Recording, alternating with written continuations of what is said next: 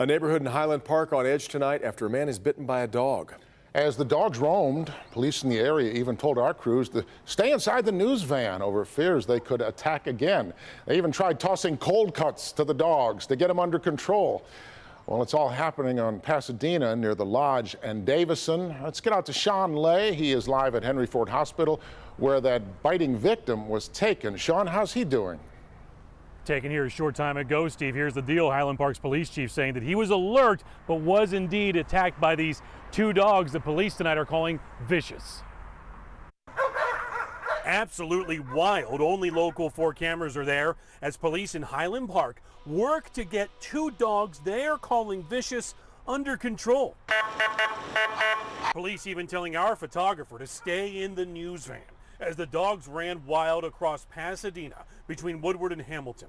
Dogs that are well known as a danger in this area. They have been a problem. We have been scared to walk down the sidewalk. We're told the dogs have attacked before. This time it was a man in his 30s who was bitten. Follow along as police first drove the neighborhood looking for the dogs,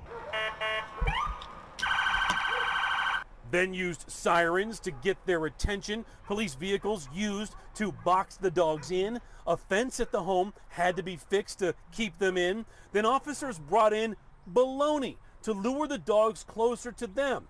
Next up, this guy, a dog whisperer of sorts, offering sausages. That's when the owner rushed through this scene, the dogs following her into her house. She surrendered both of them. They don't bite. Yeah, they claiming one of the dogs bit him, but it wasn't a child that was bit. It was a teenager dog. A teenager? However old he was. He wasn't a child. It's very sad, but dog owners need to be responsible. Back here live, let's get to that dog owner tonight. Highland Park's police chief tells me she's been hit with 3 citations, including having vicious animals and letting them run wild. What happens to the dogs depends on whether or not she can provide vaccination records to the police, and time is ticking on that tonight, Steve.